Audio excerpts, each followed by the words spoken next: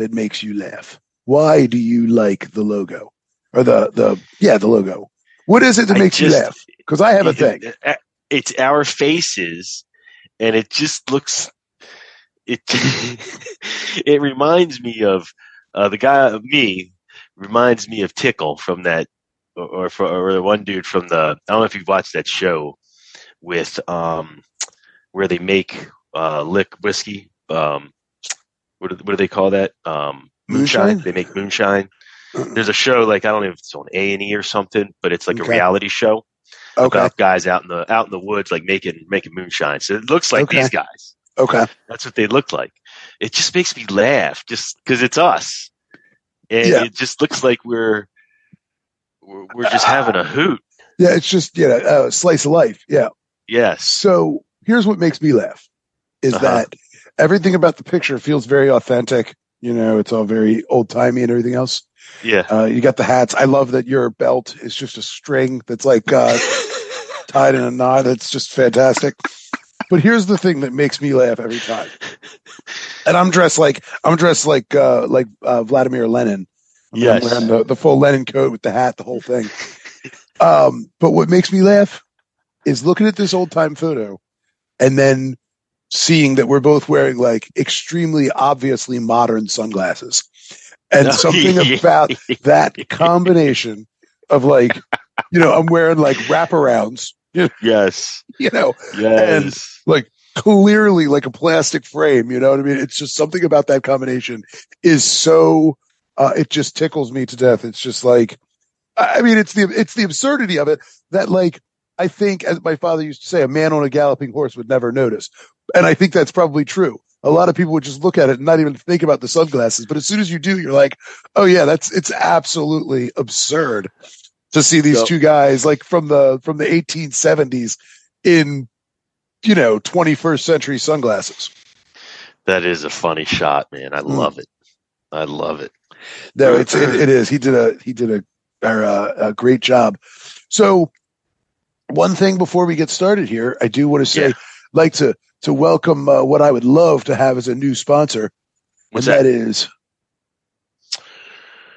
oh my God, crab salsa? blue crab salsa, Old Florida salsa, blue crab salsa. Now, ooh, I never even heard of that. You would never imagine it, but this is not a Maryland product. This is a Florida product, and it is quite fantastic. How come we didn't figure out to put it in salsa? All that crab stuff we have up here, we haven't figured out to put it in salsa. I mean, what is crab soup except almost salsa? Yeah, pretty much blended. You throw some different vegetables in there, but like you start with the salsa base and then just throw some corn and some green beans, and you got yourself crab soup. That's it. Yeah. Anyway, yeah, it's pretty fantastic. I'm going to give credit here. My cousin Mike, when we went down there for the Super Bowl, said, I picked up, we saw this at Publix just at Publix, which was crazy. And he's like, we picked it up just for you, to try while you're here and all that. And I was like, all right, cool. Let's, it's just like, oh man, it's fantastic. That's awesome. Yeah, man.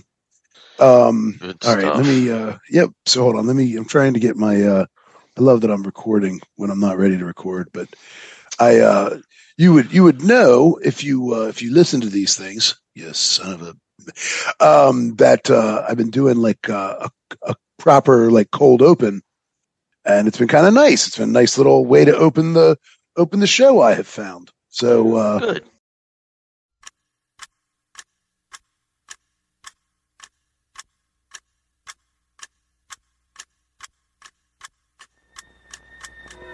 Let us take a journey back into time.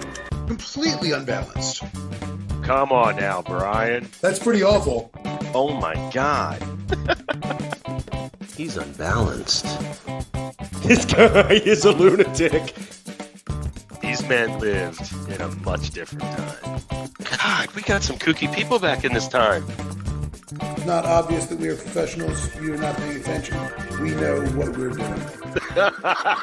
But I'm serious. Can we start already? Welcome back to Unbalanced Views of History. I'm Brian. I'm just a dude who likes history and writes too much for each one of these episodes. As always, I'm here with my friend, a man who thought Mungo Park was the big oafish cowboy in Blazing Saddles. It's Mike. Hi, Mike. What's up, Big Daddy? How are you this week? Well, you remember Mongo from Blazing Saddles. I don't. Mungo only pawn in game of life.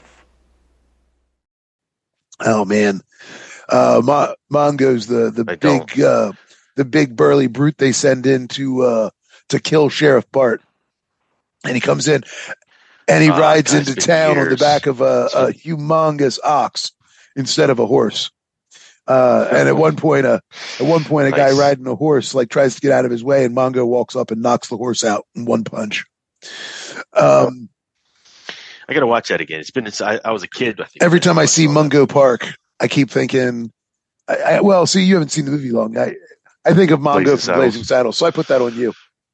Anyway, okay. Anyway, but I also know Mungo Park because he's like a famous explorer. But anyway, all right. So we are talking about time in the Old South, and we left off talking about the degree to which clock time had infiltrated the consciousness of enslaved folks there. And today, we're going to finish our journey of time from slavery to freedom. So, are you ready? I'm ready. Do some history. So, let's do it. I'm not going to really do a sum up because we just recorded not too long ago. So hopefully it's all still fresh. So I'm just going to, run right in. So, reading mechanical timepieces was something that required specific training, right? Like learning a new language, right? You don't just naturally look at a clock and understand it, right? You have to be taught. So any kind of learning like that means power. So as a result, this was a closely guarded secret among white folks, as you might imagine. Some specialized plantation jobs may have required some clock knowledge. So clock literacy was very valuable. For example, former Georgia slave James Bolton explained, quote, "Mistress Dunn learned the cook to count the clock, but none of the rest could count the clock," end quote. So cooks, you might imagine, kind of one of the, Mm-hmm. Yep. You got exactly. Know when to pull the turkey out. Cooks could also rely on natural time. So this former slave, Cinna Banks, remembered, quote, "My sister done all the cooking, and as they were shorthanded in the field, she had to help in the field too. She would put the meat for the vegetables on to boil, and then she would mark on the floor to show me where the sun would be when it was 10 o'clock, and I would put the vegetables in to boil with the meat," end quote. Yeah. Sounds good. But you in the last episode, you had asked me about something like, well, how would you, without a clock, how would you know how to do certain things? I was like, well, you become an expert in the natural world. That's how. And so just like being able to just know on the floor where to mark for 10 o'clock is, one of those kind of skills or evidence of that kind of skill. Yeah.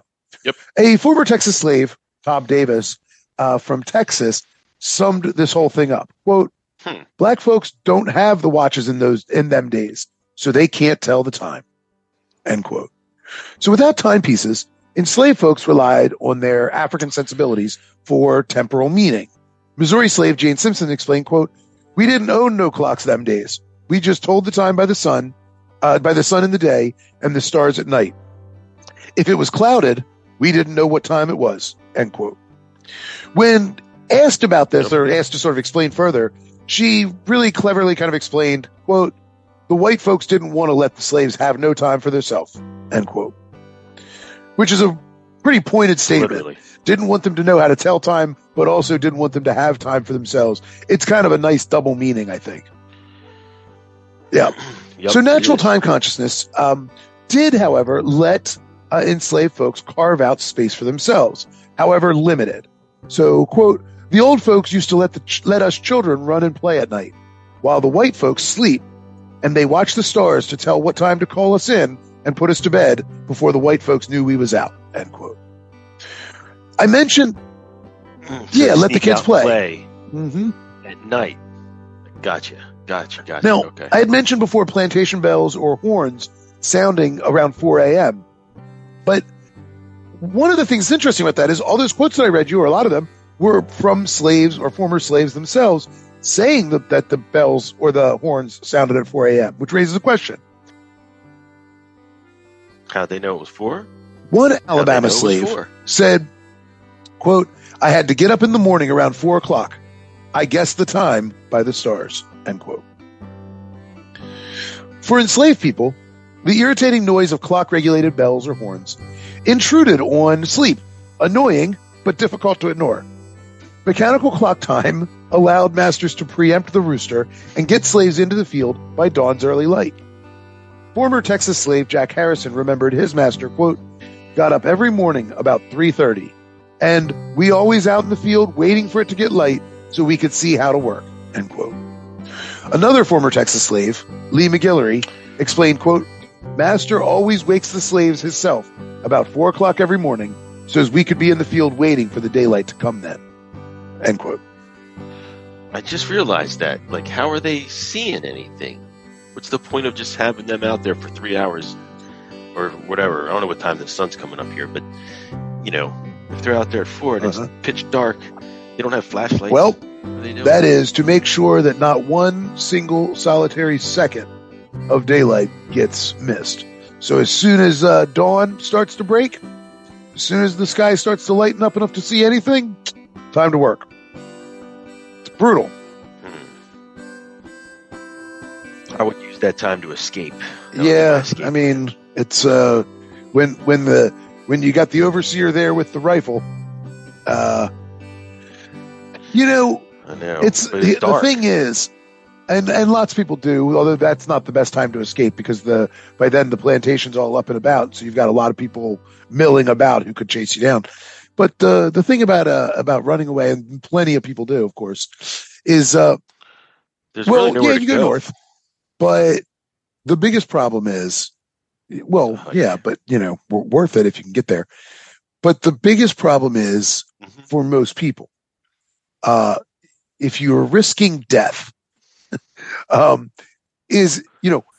most people will try to bloom where they're planted.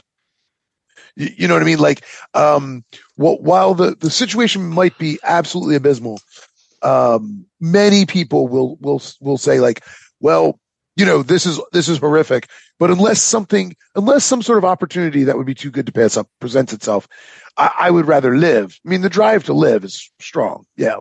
Right. No, I mean, that's not always the case. I mean, there are certainly examples of like in I think it's South Carolina. It might be North Carolina. There's a place on the Atlantic called Igbo Point where a group of Igbo slaves all walked out hand in hand out together into the Atlantic and drowned themselves rather than being slaves. Where like a huge number all just walked out and drowned themselves. You know what I mean? So, and there's probably some Stockholm syndrome too, right? Going on. Quite possibly, quite likely. PTSD doing all kinds of things, sure. Anyway, all right. You've seen Django and sure. Jane, haven't you? Not I wouldn't exactly call that historically accurate, but yeah. I mean, but my example would be Sam Jackson. What's his face. Oh man. Mm-hmm. Sam Jackson. Yeah. That's right. Sam Jackson. Yeah. In that. It's something like that. One of these days we're one of these days we're going to talk about Jamaica and runaways in Jamaica because that's a really interesting case because you have runaway Maroons that form their own communities that engage in armed conflict with the British, sign treaties in order to live independently. But the condition of their independence, I mean, and again, this is the thing, they fight and they win, but they still, in order to have independence, because, like they need to be able to, like one of the problems is that they need to be able to trade with the British for certain supplies. So they win, but they're also, it could get dire if they don't have the right supply. Right. So they agree to live independently and all this other stuff. But the deal is they also agree to capture and return runaway slaves in exchange for sort of being left alone. And so, so they have a real controversial history, or they're controversial to some degree in Jamaica because, like, while it's heroic that they ran away, created their own towns, armed themselves, defended their freedom, and managed to win. That's all very heroic. But the deal was, then they turned, and they were like, well, it's just us then. You know what I mean? Like we're gonna play slave catcher police for the British from here on out.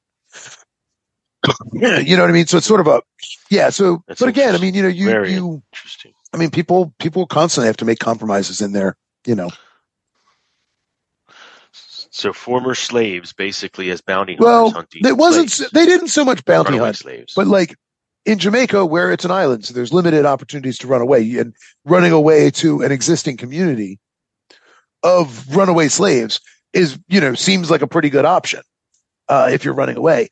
And there's plenty of evidence that they didn't exactly adhere to their obligation, flawlessly or anything.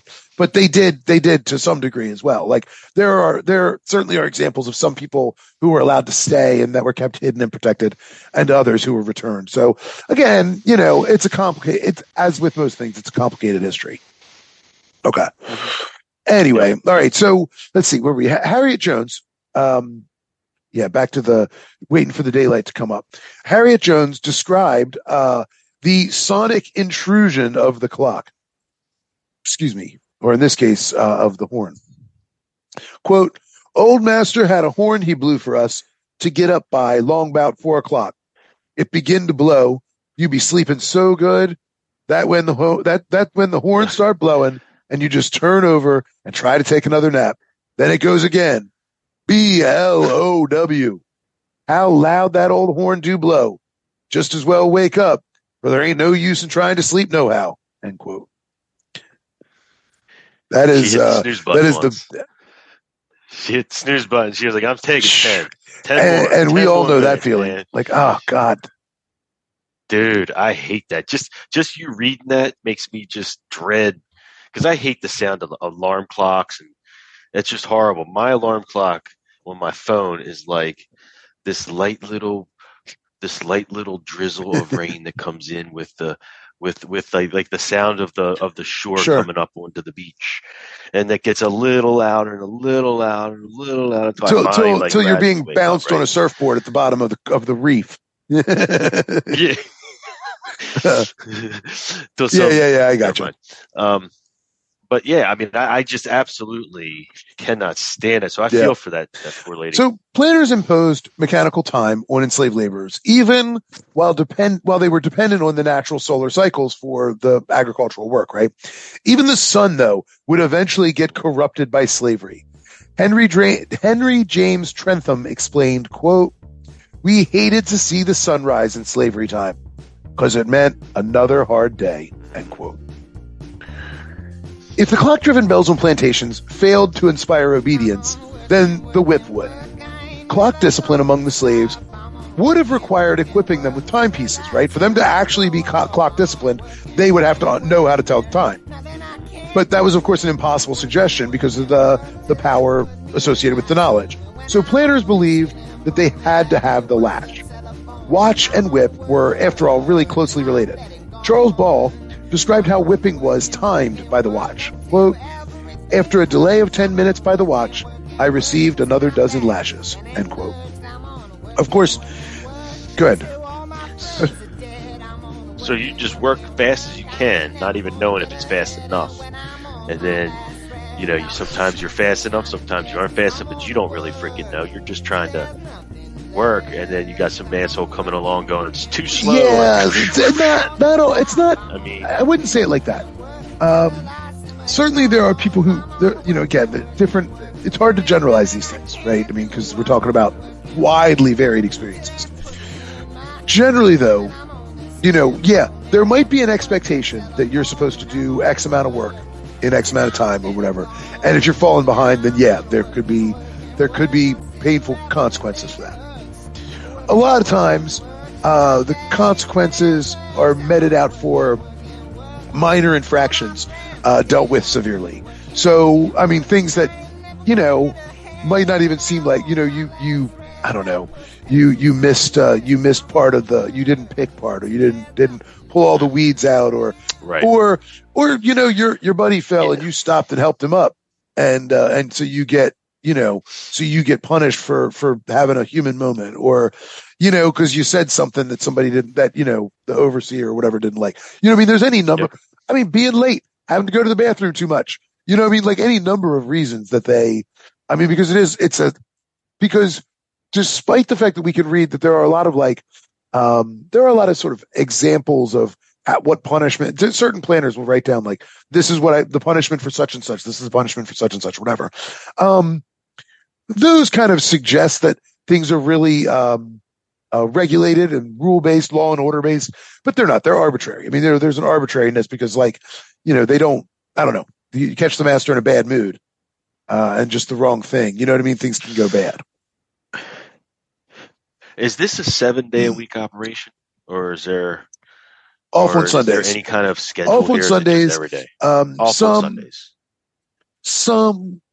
Because it's the Bible Belt, right? Yeah, so it's like it's very. That's a bad way to describe it. It's super religious. Yeah, I mean, certainly planners think of themselves as Christians, but. And they do, a lot of, some of them do, some of them don't, but a lot of them have like mandatory church services and stuff. But, they're also real particular about what preachers are allowed to preach about. You can't, we're not going to hear anything from Exodus. We're not going to hear any of that stuff. No deliverance. We're not trying to share those stories. We want to hear Paul telling people, slaves, obey your masters. That's what we want. We want that stuff. Because Christianity does have a real liberating message if certainly certain parts. Yeah. Sure. But no, they didn't want those. They're not going to learn about freeing the slaves like back when, Moses. Moses. No, they're not getting. They're not going to get the death of the firstborn. Every firstborn, Pharaoh's, firstborn, all that. They're not going to get those stories. Not at Planter Church. You know what I mean? No, the plagues aren't going to come in. They're not going to have to talk about any of the plagues or nothing.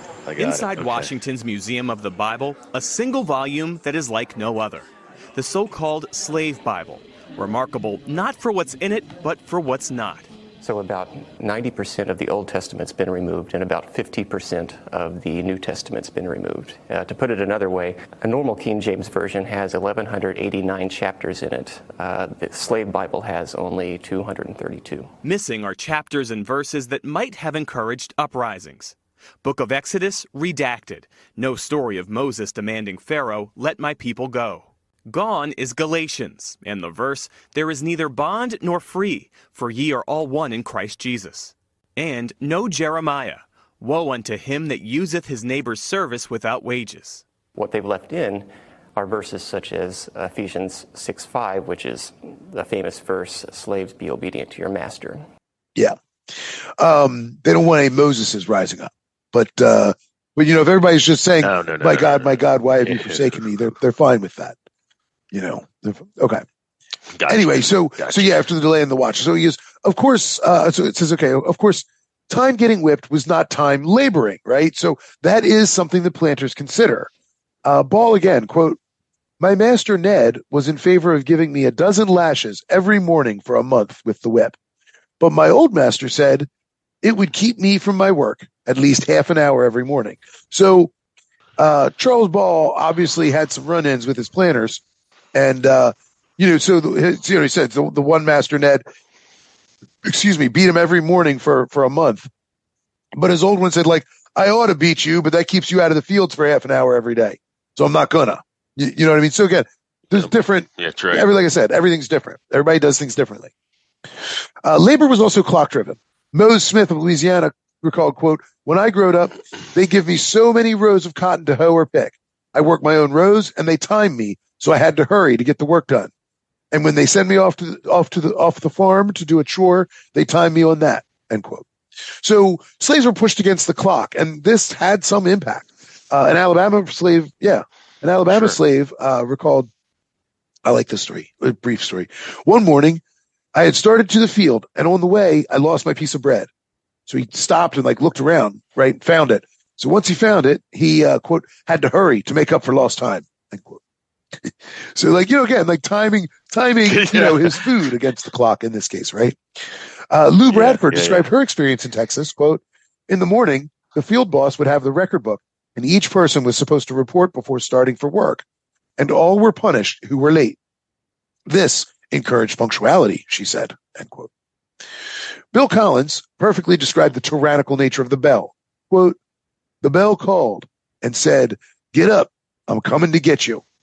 And if they did not answer the call, the overseer would whip them, end quote.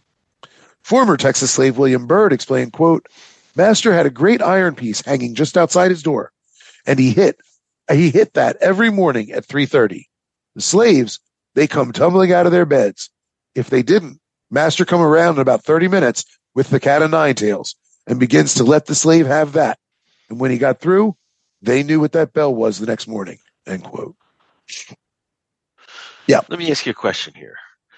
How many on each of these, say, average plantation, the owner, how many are living there? Like, how many people does he have on his staff, I would say? Okay, so this is a really hard question to answer because it depends on where it is, when it is, and everything else. But, you know, for somebody, a member of the planter class, because planter, when I say planter, that's a class. You know, this is a different class society.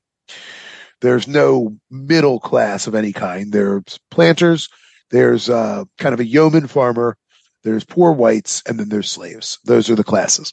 Mm-hmm. Right. A yeoman farmer usually has somewhere between 0 and maybe 5 enslaved folks that live there with him. Often they live in the same house. Right. You know, in the case of a yeoman, you know, it's essentially, you know, a couple, it's almost like the old apprenticeship system, in the way that they used to all live in the same sort of house and the workshop was like part of the house and all that stuff. Similar kind of setup. I mean, not in terms of the labor, which is slavery, but in terms of just like the living quarters. You didn't have separate quarters and things like that. You all kind of would live together, eat together, and yeomen are kind of, you know, they're making it, but they're not like there's no luxury. Poor whites are the ones who have the worst land and no real prospects, and you know do not have slaves in any way. And in some cases, you know, you have poor whites actually eat worse and have worse clothing and things like that than a lot of enslaved folks do. Yeah, but they're free. Slaves. Yeah. And so that gives them a social cachet that makes them support the system, even though they are ultimately completely exploited by it, right? Because they don't have access. Okay, right. So for the planter class, gotcha. So yeah. Planter, so again, you would have small planters, large the planters, peanuts, but like baby.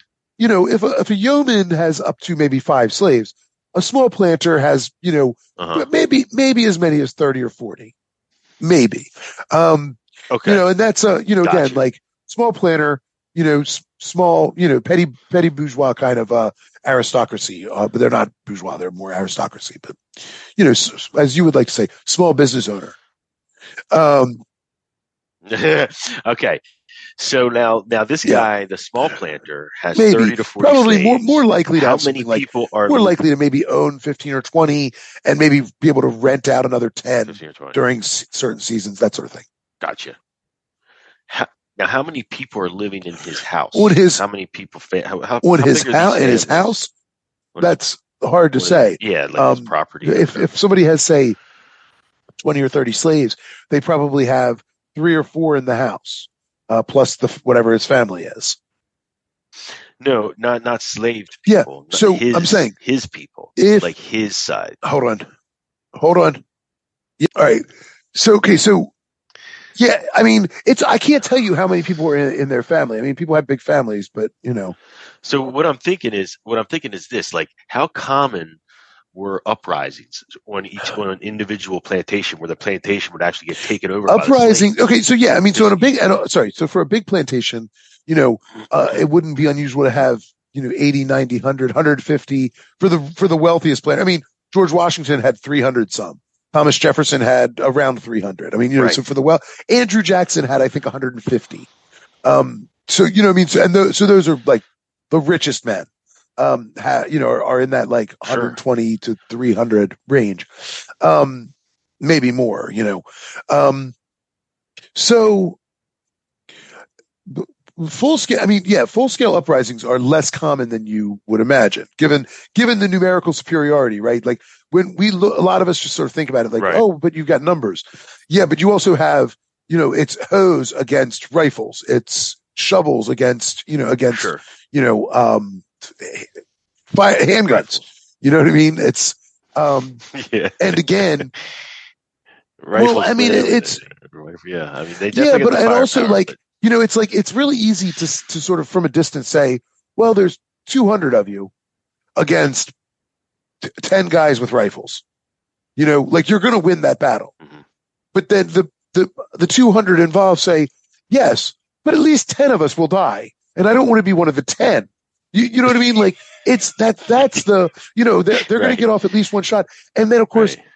if any of them can ring the alarm, sound the alarm for the into the town, if anyone can raise the alarm, if one person escapes, then you're going to get the whole town involved.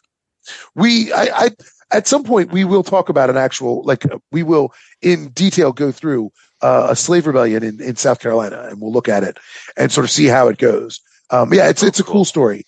But yeah, what is much more common are individuals or small groups of people running away, because that's something you can, like, I can take the risk Right, myself yeah. to try. Sure. It's just a better play. I mean, rebellion is a risky prospect. Yeah. Yep. So I mean, when you're talking about how many people live in the house, I mean, it really is that's a question it's hard to answer. I'm thinking of the security force. Like, how many people does he need to keep crowd control? Yeah. How many guys does he have to have out there in the field? Well, and stuff like that? when you enforce the rules through terror, not as many. I mean, you don't know. It's numbers are. Yeah. See, that's what I keep thinking. I keep thinking if they're heavy-handed with the whip and stuff like that, I mean, they have to be like, fuck this, sure. man. Let's just fucking kill this dude. And let's take over. I mean, I'm sure they're constantly, which is probably why they never let them gather alone, because they don't no want to meetings plot. and things like that. They have to be in their own quarters. Exactly. Yeah, there's any number of things like that. And then, another thing that happens a lot is like poisoning.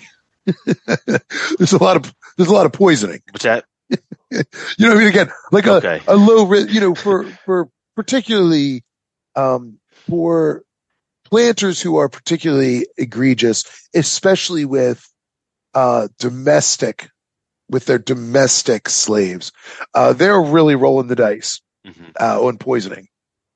You know what I mean? Like really rolling the dice. Mm-hmm. When you're really Correct. awful to the person who prepares your food every day, you're not a Yes. You're kind of trying to win a Darwin Award. Yeah. Yes. Anyway, all right. So, what did I say here?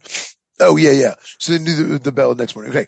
Austin Seward noted this connection between punctuality and violence. Quote, "Woe be to the unfortunate who was not in the field at the time appointed.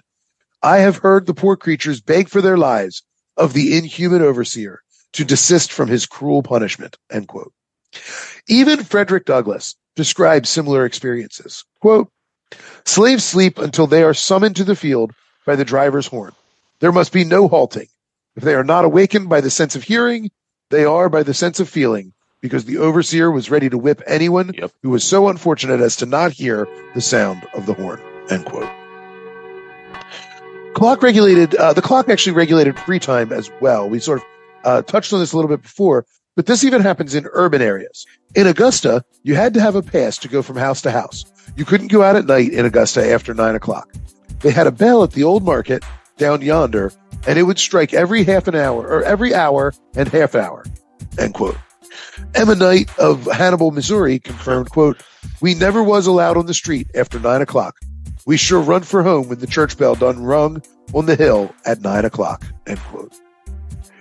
Even master arranged, let's call them courtship meetings, were clocked.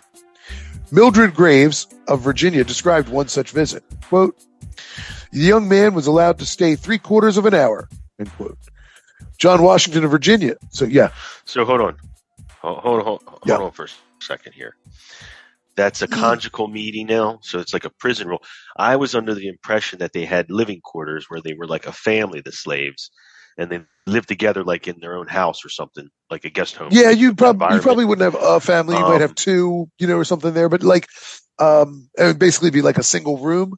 But yeah, but also sometimes, if you have a couple of, you have single men, whatever, you might try to arrange. You would try to arrange. I got you. Courtship.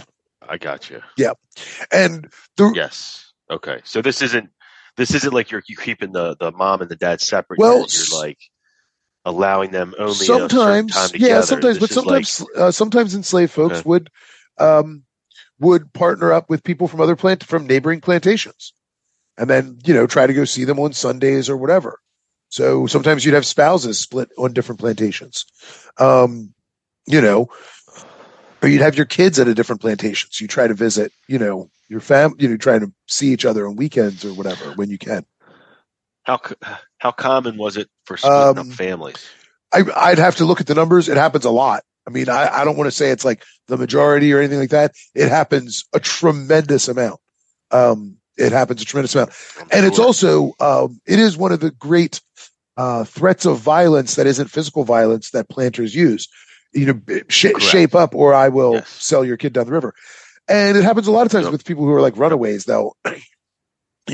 People who have chronically run away and been caught will be threatened like, hey, you do this again, I'm going to sell your kid down the river.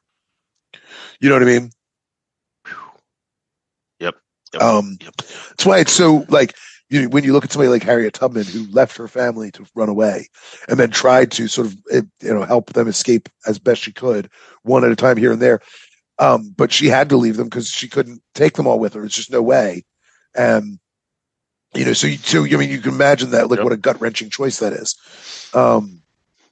Okay. Sure. So in this case, Mildred Graves described this young man who could stay for 3/4 of an hour. John Washington of Virginia knew the time on his pass, quote, must be punctually obeyed, end quote. 45 minutes is plenty for me, by the way.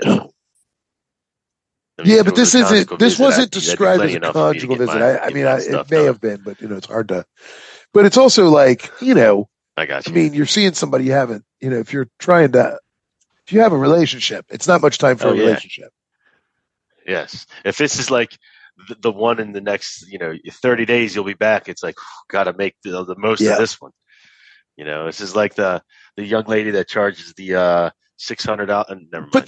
The broader point is like how tightly regulated every minute for enslaved people, how planners try to regulate. Yes. Okay, you're allowed to go there. You're allowed to spend 45 minutes and then come back. You know what I mean? Like, Yes. Lou Lee of Texas said slaves, quote, would get a pass and come over and stay with his gal. And then he would say, I am sorry, but it is that certain time and I got to go, end quote. He hanging out with his gal. He's like, I'm sorry, baby, but it is that time. The sound of time really stuck with former slaves too. So after slavery, Charlie Williams complained, quote, bells and horns, bells for this and horns for that. All we knew was go and come by the bells and horns, end quote. Susan. I was just going to say, you know how stressful of a life it is to constantly be on a clock where it's like you're timed to use the restroom, you're timed to sleep, you're timed to get up and move, you're timed to play, you're timed for alone time with your significant other. You're timed to make the food, you're timed, everything is like, holy shit. Like you can never run behind.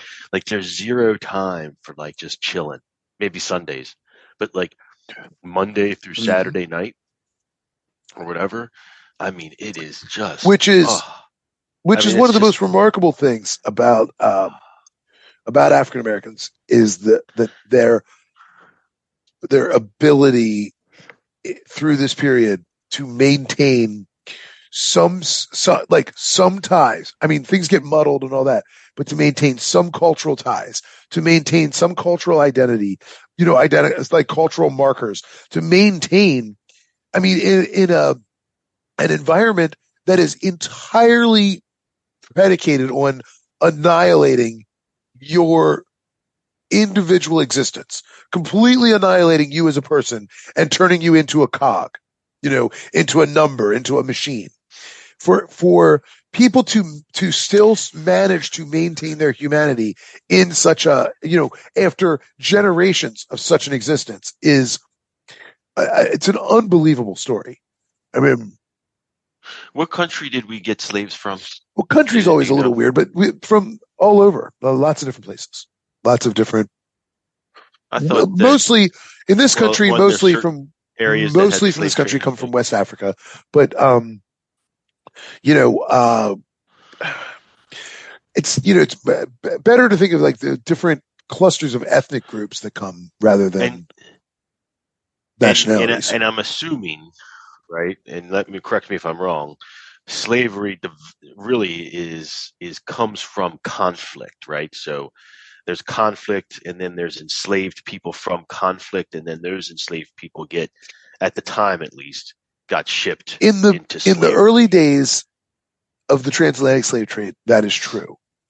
But then, because slaves become a commodity, and because of the lust for gold, the lust for money, creates an incentive, sort of a perverse incentive, and pressures brought by European traders who, through threats of violence themselves, through coercion of various kinds, and also just through by fundamentally altering the kind of the economic landscape of things, create these sort of perverse incentives to create a marketability. The time was way different then, right? So, like, I agree with you 100%. Today, no one would do. But it's still because we have our society is at this point way more civilized than it was back in those days. Obviously, I mean, they had slaves, right? So, I mean, they still have slaves today. I mean, there's more slaves in the world today than there were then. But yeah. So sure. So I'm not sure how civilized we are, but yeah. And this piece always fascinates me. Yeah.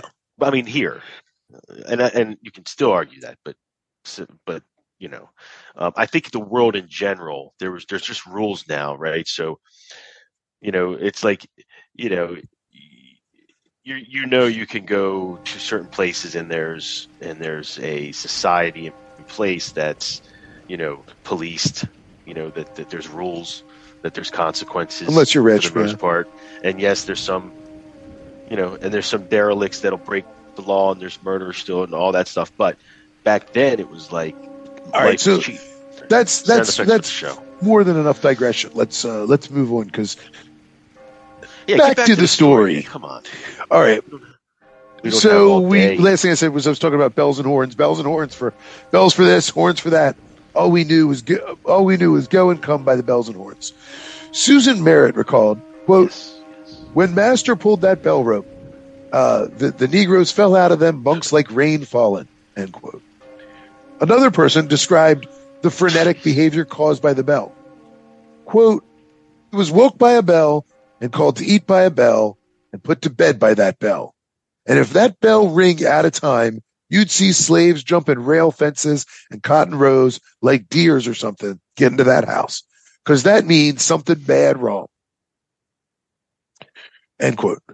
J.C. Alexander said, quote, "Even the horse and the mules know that horn, and they wouldn't go a step further if they heard them," end quote.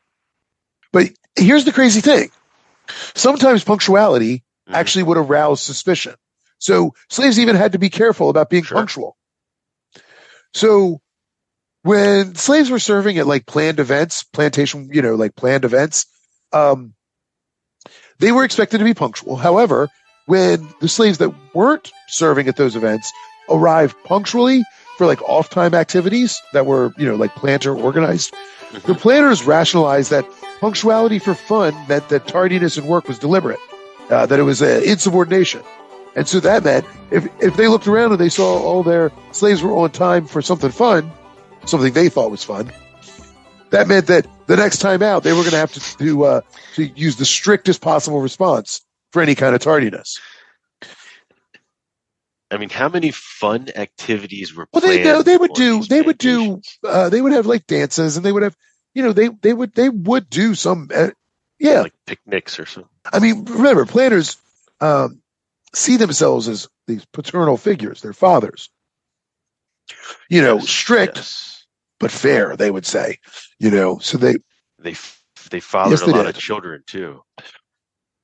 Yes, they did. Those slave So days. whatever adherence to clock time slaves exhibited was born out of fear, not out of any kind of like internalized clock, discipline. So basically, no lash, no punctuality. Resistance, no matter how risky, still occurred, though. House servants, those who were most likely trained in the time literacy, and were thus more likely to define their working hours, like to understand what their hours were supposed to be and be able to hold the plantation master and mistress accountable for those hours. Like, well, I'm supposed to be off, I mean, even though that's risky, they did, if they understood how to read the clock, they could demand that their time working was over and things. It might not go their way, but they did have the power to kind of like, hey, no, I'm off the clock. I have to go home and take care of my kids or whatever. Right. And again, you could get punished for that sort of thing. But those were, that was risky for the planter as well. Because again, this is the person cooking your food. You'd be a ballsy slave to be like, well, I'm off the clock. Yeah, but they did do this because like they're the ones cooking the food, right? So they do have some power there, and that threat of poisoning and things like that was a very real threat, and one that was acutely felt. About that, man. Well, that was one that was acutely felt by the masters too. So it's not unheard of. Okay. Sure. Anyway, these house servants who were the most likely timed in time literacy were the ones who would often do things like pretend ignorance with guests who didn't know any better. So I've got a bunch of stories, but I've got a couple I want to share real quick. Harriet Martin. Yeah, exactly. Harriet Martineau encountered this sort of thing in 1838. Quote, "The waking in the morning is accomplished by 2 or 3 black women staring at you from the bedposts. Then it's 5 minutes work to get them out of the room. Perhaps before you are half dressed, you're summoned to breakfast. The young people drop in when the meal is half done, and then it is discovered that breakfast has been served an hour too early. The cook has ordered affairs to her own conjectures." End quote. A British house guest to the Millibank plantation in Virginia similarly complained, quote, "Dinner is dependent entirely on the arrangements, or rather the accidents of the slaves. They were very irregular. We never knew until the dinner bell rang whether it would be before 12 or after 3, or any intermediate hour." End quote. Well, that's the thing, right? These actions kind of fed those colored people time, CPT stereotypes, but they're likely ploys of resistance, right? Like when you're a slave, you have very little that you control, but what you can do is you're not very motivated, really. If you can cause inconveniences, you can at least get a chuckle out of it. You know what I mean? Like, yeah, exactly. I mean, again, it doesn't make any difference. No, not really. Does it make you feel a little better about things for a minute? Sure. You know what I mean? It's you see the same mentality. Well, it's the classic spitting in their food thing. Yep. Does it make any difference? No. Does it put anybody in harm's way? Probably not. I mean, unless you're, pretty disease ridden or something, generally speaking, nobody's getting hurt from that, but nobody wants to know they're eating spit food. And yeah, but I mean, it's like, it's a subtle arrangement when you go out to eat that you should not be a complete asshole because that's the deal. That's the deal that's the deal that you make. I don't send back food, man. I do not send back food rarely, and if I do, I'm super freaking Yeah, me too. nice And it's because of something pretty egregious. I ordered a medium rare steak, and you sent me a well done one, and I simply cannot eat this. You have. And I mean, I will like slide an extra 20 in their pocket. I'll do whatever to make them say, "Listen, take care of me, buddy." Yeah, I mean, I do not like doing that. That's the deal. That's the deal. The deal when you go out, and so it's the same kind of thing here. Anyway, all right, let me finish. But plantation masters, however, knew this kind of stuff, right? They knew what their house slaves were capable of and when they did things and what the schedule was supposed to be. So you couldn't really do this kind of stuff with them because they knew better. So these kinds of tactics were typically just reserved for kind of ignorant guests who didn't know better, which again makes the stereotype spread way beyond the plantation. Correct. So you're Yeah. a guest in their house, and you're like going to the help and saying, "Hey, get me some lunch," and then 3 o'clock rolls around, and then you leave, and you're like, Yeah, well, it's "Sheesh." more just like, when you go and stay, lunch is served whenever lunch is served, but there was just they're like, well, lunchtime is supposed to be noon, but they're just doing it at 3 just to kind of. You're all starving. Yeah. Meanwhile, all the domestics have been in the kitchen like noshing all day, so they're like, I'm fine. You know what I mean? Like, again, you can pull this stuff off. I mean, you've seen plantation houses. You see how like people would go there and never even see the planter, the master and mistress. You know what I mean? They're just like Right. staying like a hotel. Yeah. Like a bed and breakfast. All right. Excuse me. One planter in 1837 wrote in the Farmer's Register magazine, quote, "The most general defect of the Negro is hypocrisy. And this hypocrisy frequently makes him pretend to more ignorance than he possesses," end quote. Continue quote. "This is a very convenient trait, as it frequently serves as an apology for awkwardness and neglect of duty," end quote. So, you see what he's saying there. This planter is writing into this magazine saying, hey, look, here's what I know about our slaves, is that like they pretend they don't know stuff all the time. And then like, it's really convenient for them to pretend that, because then like, instead of having to like apologize for a screw up or just apologize for like not doing what they're supposed to do, they're just like, oh, I didn't know. Exactly. Complete ignorance. Now, historians have demonstrated ways that field slaves used work slowdowns and pretending ignorance to exercise some control over their rate of work. But these tactics, of course, risked significant costs. One former slave remembered, quote, "For killing time like this, you got 25 licks," end quote. Starvation was also used as a punishment. Planter John Edward Fripp explained, quote, "Prevent slaves having their dinner," John Edward Fripp explained, prevent slaves from having their dinner because the overseer thought he hadn't done enough work in a given time, end quote. So he explained about preventing one slave from not having their dinner because he thought he hadn't worked hard enough. So again, like you had talked about, you'd think like a nice steak at the end of the day. No, they're doing the opposite. Like if you're not working hard enough, you're starved. Mm-hmm. Black overseer. Mm-hmm. Yeah. Well, yeah. I as a reward. As the carrot, but now black overseers, which was a position sometimes given to favored slaves who had proven themselves loyal, or at least so the master thought, they were probably, Sam happened all the time. Yeah, exactly. Sam Happened all the time. They were, but again, which is itself a tactic. Well, if this is my life, I can make my life better by being the most loyal. Yeah. Oh, yeah. I only have to swallow all of my pride and completely, die to myself. You know what I mean? Anyway, but black overseers were probably the hardest to fool. And their relatively privileged position meant they had more material comforts to lose if they weren't demanding enough. So we can see kind of how easily the ruling class makes solidarity and like collective action, like you said, rebellion, even harder with even just modest improvement to the material conditions of a few. Right? You put a few in charge as overseers, and they, number one, know how much work can get accomplished in a given amount of time. They have more to lose, so they're more likely to push harder, right? So you can break the solidarity right there. Occasionally, slaves were timekeepers as well for various reasons. The former slave Mattie Griffiths recalled dangers that a slack timekeeper could bring upon everyone. Quote, "Since the illness of master, things had not gone on with the same precision as before. There was a few minutes difference in the blowing of the horn, and for offenses like these, master had sworn deeply that everyone's hide should be striped as soon as he was able to preside at the post," end quote.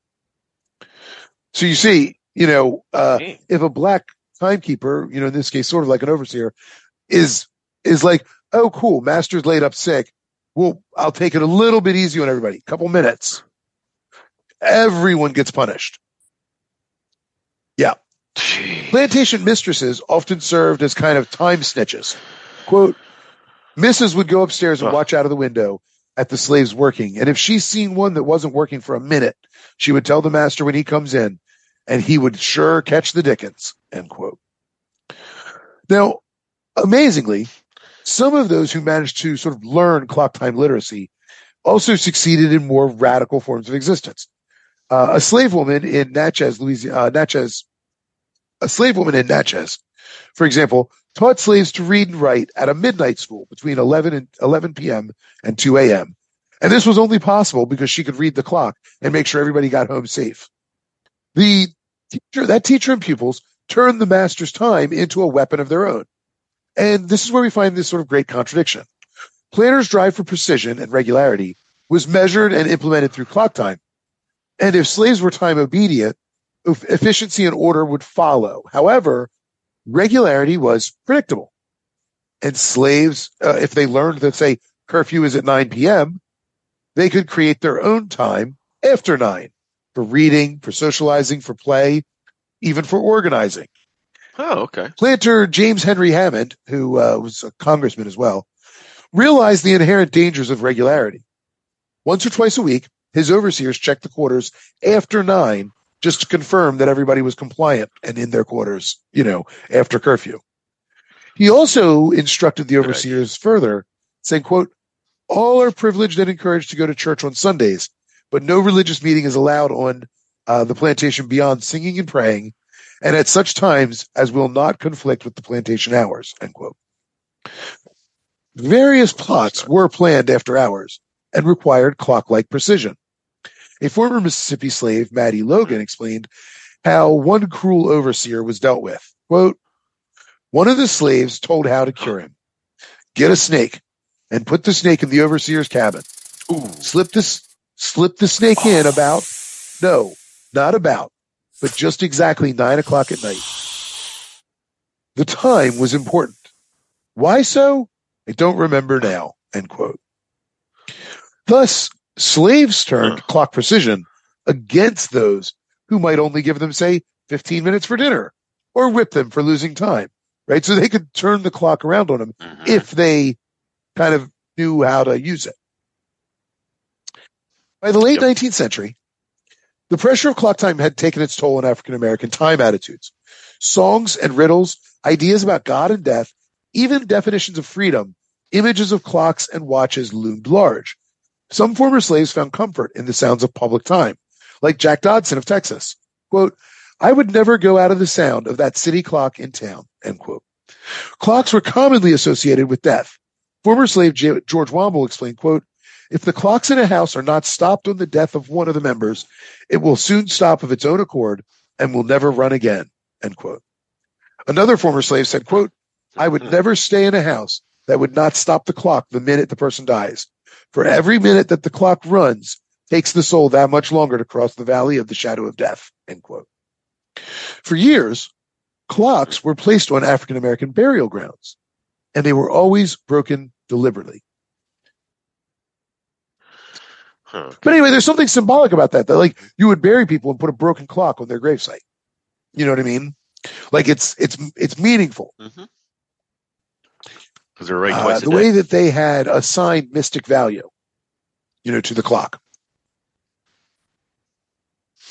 Maybe the most obvious evidence that clock time had penetrated African-American society was the number of former slaves who recalled almost to the minute what time freedom came for them.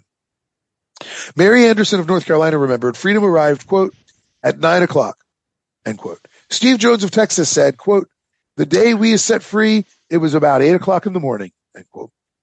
Others defined independence as an end to clock time regulation, end to obedience. For Katie Rowe of Oklahoma, freedom meant, quote, there ain't no more horn after that day, end quote. And Jenny Bowen of Alabama said, quote, no bell ringing for me, I'm free, end quote. But most importantly, former slaves interpreted freedom in terms of having the right to regulate their own work and rest time. And this meant they needed clock and watch ownership. Mastering timepieces meant mastering their own time. Former Texas slave John Thompson told a story about his mother. Quote, the old master, he had a great big clock, and it would ting instead of striking. The day before freedom, Mammy said, going to be mighty strange when it's about time for the clock at the big house to ting. The day of freedom, Mammy say, son, let's go home. Ma'll soon have a clock of her own self that will ting for her, end quote. By the 1880s, between 73 and 83% of all Southerners owned a clock, watch, or both. Former slave Herndon Bogan told this particularly interesting tale. Quote, one night, I kills a white hobo who trying to rob me of my gold watch and chain, end quote. Booker T. Washington, when he toured the Black South in 1881, he found even in the poorest cabin, quote, I often found showy clocks for which the occupants of the cabin had paid $12 or $14, end quote. And just like New England mill workers had campaigned for public clocks to counter mill owners' monopoly of public time, and to, quote, directly challenge the mill owners' power to define public and work time, end quote, freed people saw timepiece ownership as a way to democratize time. Former slaves believed freedom would mean a repudiation of master's time. Charlie Davenport of Natchez defined freedom as, quote, ain't no master going to say to you, Charlie, you got to be back when the clock strikes 9, end quote. Sarah Wooten hopefully exclaimed, quote, this here is new time. Let that be, end quote. But in many ways, they would be wrong. In the very beginning, I said a culture's sense of time is the key to its nature. So we might expect to see a new time sensibility take shape after the war, right? Right? If a culture's sense of time is the key to its nature, the nature of the South changes. So their sense of time should change to reflect that, right? Okay. I have another question here. All right. You were talking about them telling about the time, like when they had freedom, when they first had freedom, whatever. Okay. How did that look? So you're saying that were they like out in the field working and someone just came by and said, hey guys, we're all free now? Or like, I would imagine it wasn't the most quickest news that the planter would be willing to run out there and be like, oh, my labor force is now free, So how did this go about actually for many people happening here? It happened when the Union Army marched through. Okay, so the army came through. Or like the planter and all the white folks fled because the army was going to come through.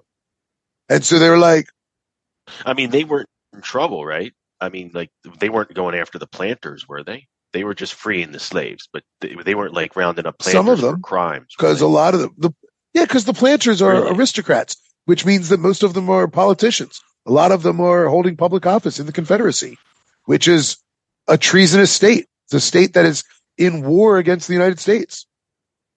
You know what I mean? Like it is an illegal country at war with the United States. So sure, of course you round up the politicians.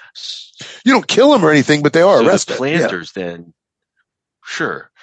But then after, I mean, no. Over, this is right. So because the time that people were freed, it's different times because the war is ongoing.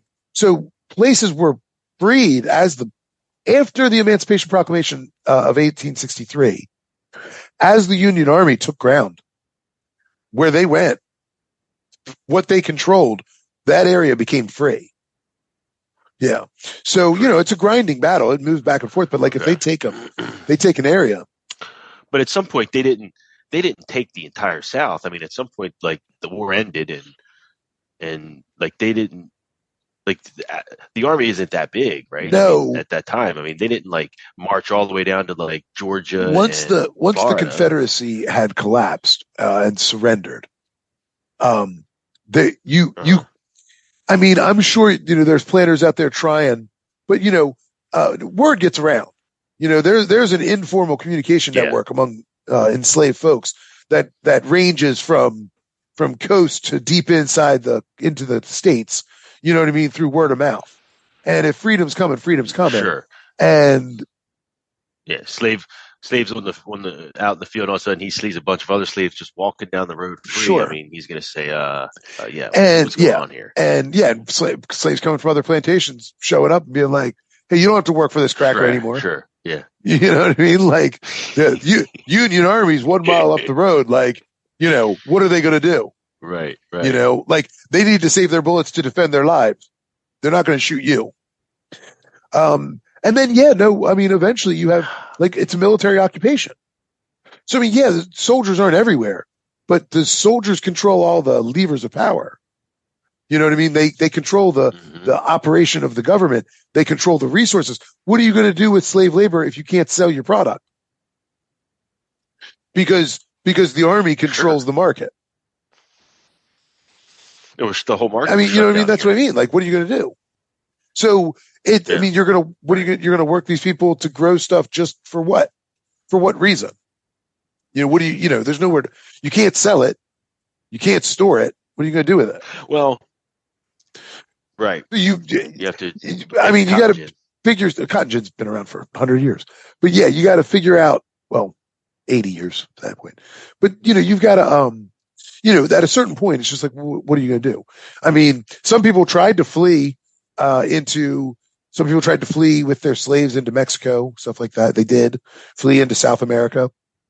Some slaveholders fled to try and start to try and like establish slave colonies elsewhere. There are lots of wild ideas about what to do, but anyway. So that's why freedom comes different times for different people. Yeah. Okay. Interesting. So I said there's a culture sense of time is key to its nature. So we might expect to see a new time sensibility take shape after the war, but by and large, we really don't. The historian Julie Saville wrote instead, quote, "In the wake of Sherman's march, it required a fine eye to distinguish the twilight of slavery from the dawn of freedom," end quote. In fact, for Southern planters, unlike in other slave societies, freedom posed no real threat to their land ownership, even though redistribution was necessary for any kind of meaningful transformation.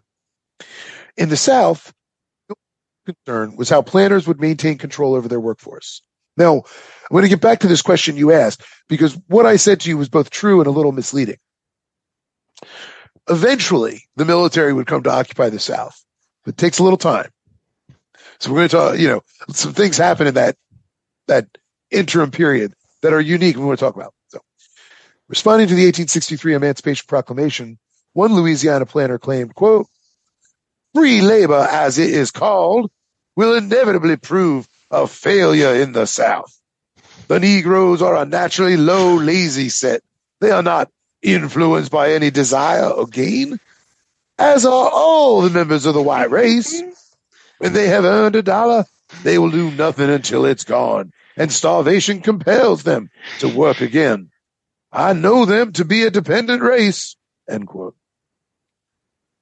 I love it. In 1870, a South Carolina planter complained, quote, "It now requires from 2 to 3 hands to do per diem what one hand used to do for a day's work in former years," end quote. Thanks. Well, that was pretty but good. Their fears were overblown. Based on racist assumptions and misconceptions about post-slavery societies in the West Indies, Southern planters, they'd read about post-emancipation Jamaica, for example. Quote, "The Negroes in some districts will only work the first 4 hours of the week. The first 4 days of the week. Hardly in any case will the people work more than 5 days in a week, and the average time of field labor is from 5 to 6 hours daily," end quote. Now, you might be asking yourself, what is the big deal? They'll work 4 to 5 days a week, 5 to 6 hours a day. It's not like nothing's getting done. But for the Southern planter, this was a nightmare scenario that pushed them to create a whole new system that offered the control of slavery, but with small wages.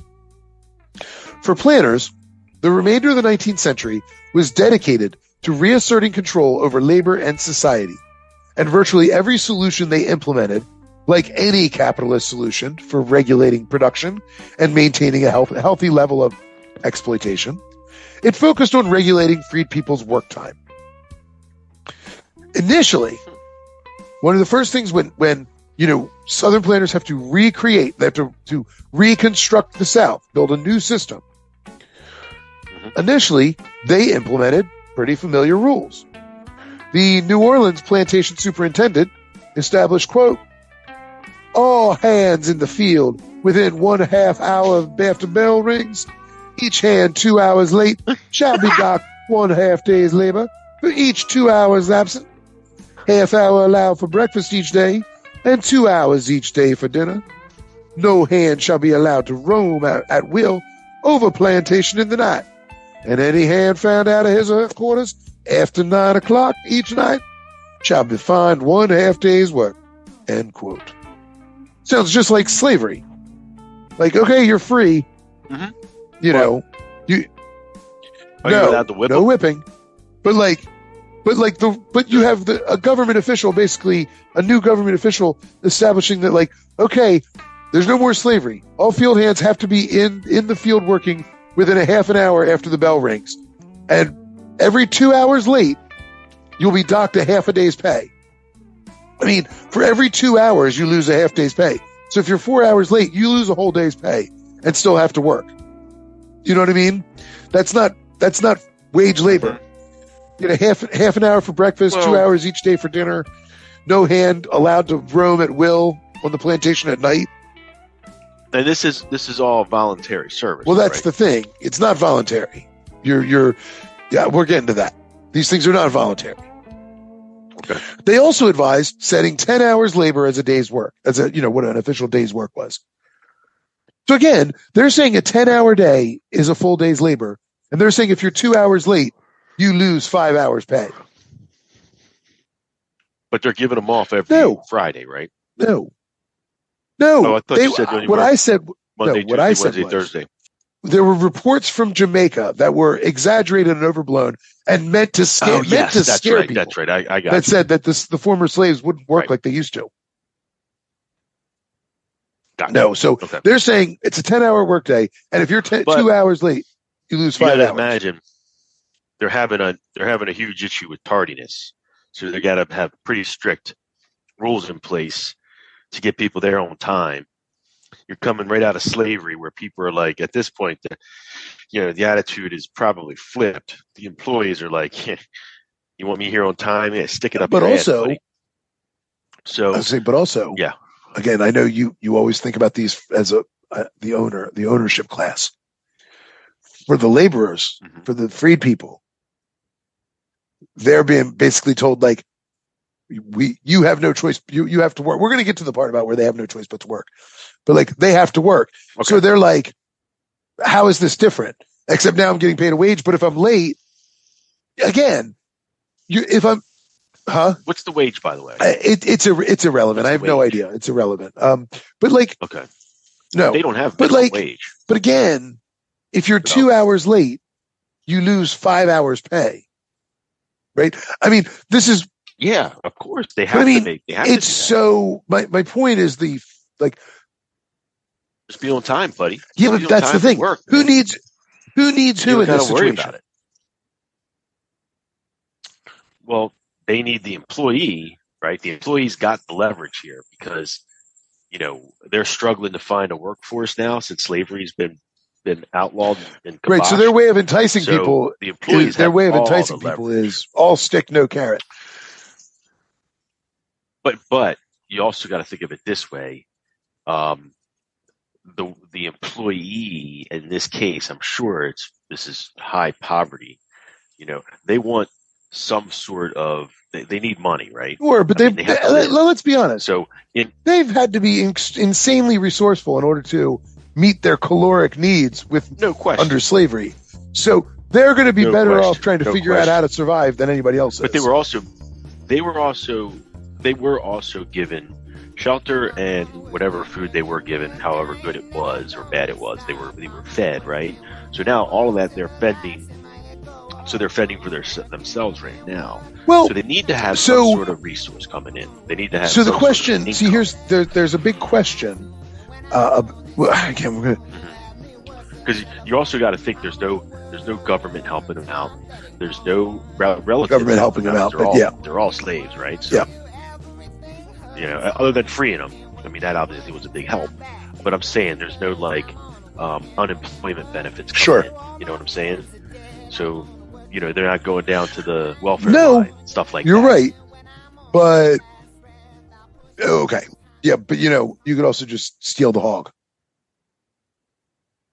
You know what I mean? Just steal the hog. Like, what are they going to do to you? But anyway, that's it here and there. I want to read to you what the rest of the way that the South responds to this new system. Right? So they said they advised setting 10 hours labor as a day's work. So basically what we have is freedom looks like slavery, but with extra steps. Southern laws also regulated mobility. Almost immediately, Southerners, they elected new legislatures, all white, and they start passing vagrancy laws. Vagrancy laws demand the arrest of freed people who are out past curfew or traveling without a signed pass from an employer. Again, this is freedom, right? You're a free person. You have to have a pass from your employer if you want to walk down the street. You'll get arrested if you're out past curfew. Well, that I buy. Curfew's 9 p.m. It's reasonable, not reasonable, but I could see it. But listen, when you get off work, how in the world can you not travel? Oh, I don't understand that. What if you're not? What if you're unemployed? So, slave catchers who had been utilized during slavery to hunt down slaves were mobilized into police forces. Their job was to restrict black mobility. That was their job, to arrest people walking down the street without passes. Their mandate was to protect and serve the ruling class, arresting any blacks without a permanent home, without a permanent job. No home, no job, you face fines or prison farms. If you can't pay the fine, the police would sell you to a plantation to work off your fine. So you would be bound to work until your fine was paid. Or you go to jail where you work a plantation. You work on the plantation for the prison. So tell me again, what does this sound like to you? Is that little group of hound hunters, police, whatever they're called, is that the incarnation of the KKK? No, it's the incarnation of professional police forces. This is where police forces. It is. This is where professional police. That's true. Is it true? Police forces. Police. The actual police force. There wasn't a police force at all. There were constables and there were sheriffs. They are not police. They're. Well, the Wild Wild West was. When was this? When was like the Wild West going on? Yeah, it's. I mean, it's around this time. Kansas and all that stuff. That's it's sheriffs of town or something. But a sheriff is not. It's a completely different situation. But yeah, there's no professional. Okay. The first local professional kind of police forces are slave catchers, who then become police, and their job is exclusively to hunt down blacks who have the audacity to try and travel. Now, so I want to just say this: you can't pay the fine. You're sold to a plantation to work it off. But I want you to think about this. It's as they say, quote, "A crime with a fine is only for the working class," end quote. Right? Any crime that can be satisfied with just a fine is only for the working class, because it doesn't affect the rich. Right? They might have to pay it, but it doesn't really impact them in any way. It's only going to impact the poor, the working class. Correct. So, here's the thing. Correct. You see, freed people, once they were freed, one of the very first things they did, they took to the roads because they wanted to track down parents, children, wives, family, and other kin who had been sold down the river or up the river. So one of the biggest priorities for freed people, the two biggest priorities for freed people was putting their families back together and education. Those were their two biggest priorities. So they wanted schools, they wanted to learn, they wanted to be taught to read and write, and they wanted to find their families. So, yeah. Let me ask you a question. At this point, do slaves speak English for the most part? All of them at this point? Yeah, I mean, I can't say all. I mean, you never know. But yeah, I mean, the overwhelming majority. So how many How many years was The slavery transatlantic slave going on in trade this country? ended What in was the year? 1808. So there were no more slaves coming from Africa after 1808. 1808. Now, that's not true. People were still smuggled in. Okay. But by and large, and part of the reason Thomas Jefferson wanted that to be the law and signed it into law while president was because Virginia, the tobacco market had crashed, but Virginia still had the most slaves in the Union. And so they've got all these slaves, but tobacco prices are far less profitable than they used to be. So Thomas Jefferson doesn't want to import any more African slaves because he wants Virginia, his home state, to be the kind of basically he wants slaves to be the commodity that Virginia sells. And so that's so he doesn't end the transatlantic slave trade out of altruism. There's an element of that, I guess, to some degree. It's hard to make that argument too strongly, given that he doesn't want to end slavery. But it's also out of selfish financial interest, the material interests of his own state, that they have an excess population of slaves that are not necessary for the economic conditions of their cash crops. So he wants to turn that to become a new commodity. So cotton is becoming more and more valuable. So you can sell slaves from Virginia down the river to Mississippi, or whatever. So I can imagine at the very beginning of slavery in the United States, the first slaves that arrived here, none of them spoke English. And then I guess it was the next generation of slaves that no, the first generation, they learn on the fly. I'm guessing, right? They learn Creole. I mean, they learn a Creolized, English. Because I would imagine the slave owners, the planters, would prefer them to know English so they can instruct them, and they would be able to, kind of listen to them and whatnot. There wouldn't be that barrier. And it's not just the slave owners. It starts on the slave ships. How many generations were here? It starts on the slave ships. Well, I mean, what do you mean, how many generations? The very first slave ship arrived in 1619. So, I mean, 1619 to 18. From Africa, yeah. So, but again, throughout that whole time, as that time passes, the slave folks that live in the Americas, who have been what they call seasoned, right? They've been through a few seasons. They've developed immunity to some of the diseases that are here and all that stuff. They're more likely to live, and then their children are much more likely to survive. Whereas the mortality rate from African slaves is high. They're being introduced into a new region with new diseases. They've already been, their spirits are being broken. They're trying to be destroyed and turned from individuals into commodities. And so the death rate is high for a variety of reasons. Huge suicide rates, huge deaths of despair numbers, and then just disease and everything else. So American-born slaves are hardier, more likely to live long lives. They start having a longer lifespan because they're immune to the diseases here. It's the same as European immigrants to the Americas, where they die in huge numbers. But the more that are here that survive those diseases and they pass on their genetic material, the next generation lives even longer, and so on and so forth. That's just the nature of things. If you or I moved permanently to the Brazilian rainforest, if the two of us both moved, one of us would probably die pretty quickly. Sure. One of us would die. But then if the one of us that survived, if we were able to then pass on our material to somebody, and raise a child, that child's going to be more likely to survive than either of us were, and so on and so forth, generation by generation. Same thing. Okay. So it's back to this thing. So for freed people, putting their families back together was their priority number one. But obviously, this was what when freed people are former slaves. That's what that word means. People who've been freed people. Okay. So I'm no longer going to talk about slaves. I'm going to talk about freed people. Freed people, this was what freedom meant. The ability to go put their families back together, right? To live where they wanted, right? Perhaps to pursue employment with whom they wanted, but most importantly, to put their families back together. Sure. But this vision of freedom was not allowed, because by traveling, you can only travel the roads if you had a pass from your employer.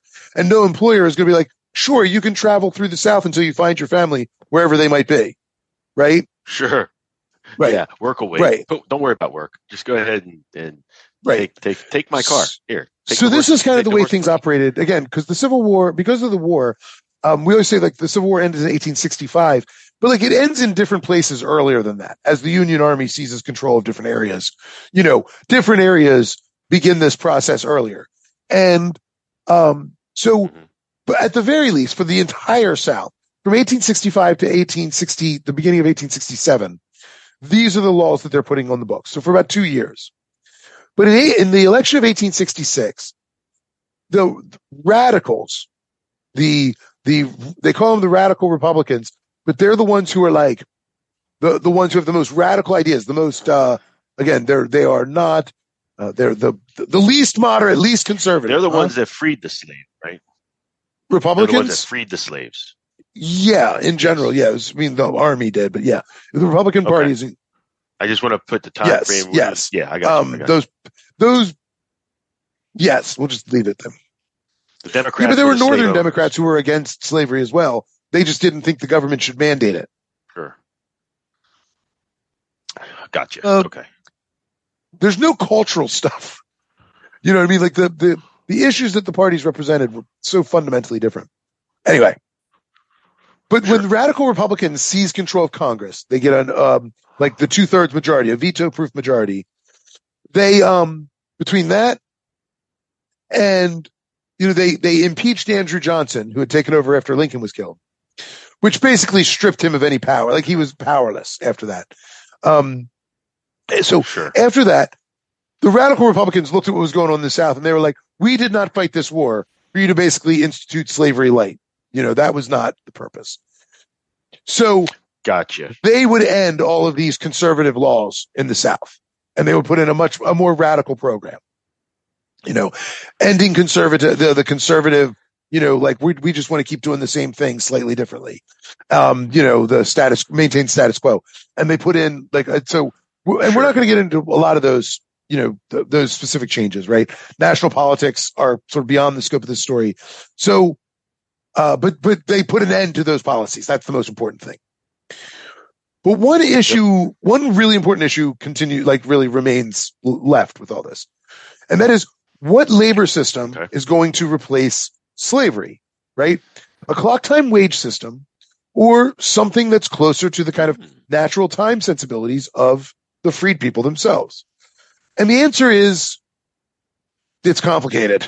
It's complicated. Clock. The most common system early on seemed like a victory for the freed people and their time sensibility. And the most common was sharecropping. Now, sharecropping has a negative connotation today. Seems like a bad system. And for good reason, but again, maybe I can touch on that a little bit, but let's put that aside for a second so I can tell you a bit about how this battle goes on. So just how planters remembered the efficiency of clock time labor, freed people remembered the tyranny of planter-defined time. So that's going to be the real battle that takes place in the South, right? Former masters advocated a time wage system, and former slaves preferred the idea of sharecropping. Sharecropping was paying laborers with a share of the crop. This allowed freed people to control the time that they worked, not planters. They could work more or less. As long as they fulfilled their obligation, they could control their own time. They want to take Wednesday off because their kid's got a baseball game, they can do that. Right? As long as they finish what they need to get done. Like however they do it. They want to work on Sunday, they do their thing. Right? Those kinds of things. Okay. So this was the expectation of sharecropping, and this is why freed people, by and large, preferred it. This isn't to say some planters didn't also think this was a good idea, but by and large, planters preferred the idea of switching to a wage system. Okay. Planters printed articles, and they gave speeches on the merits of day wages. One Farmers Club president explained, quote, "It gives the farmer control over his labor by enabling him to discharge his hands when they become inefficient. Control over labor is essential.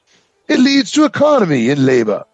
When the farmer pays a specific money equivalent for labor, he naturally seeks to reduce the amount employed.